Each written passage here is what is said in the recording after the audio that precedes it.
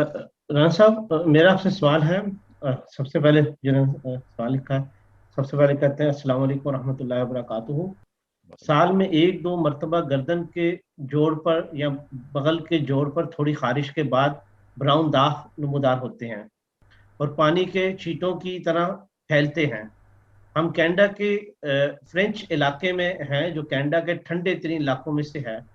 यहाँ के डॉक्टरों का कहना है कि ये परेशानी यहाँ पर हर चौथे शख्स के साथ है, यानी कि हर चौथे चौथे के साथ है।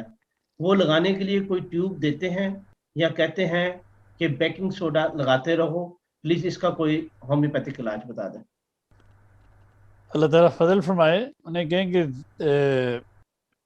ایک تو بیسیلائنم 1000 میں مہینے میں ایک بار، اور ہائیڈروکوٹائل اگر مدر ٹنکچر میں مل جائے تو سب سے اچھا، نہیں تو پھر چھوٹی پوٹینسی میں 30 میں 6 میں جو بھی ملے وہ کھائیں.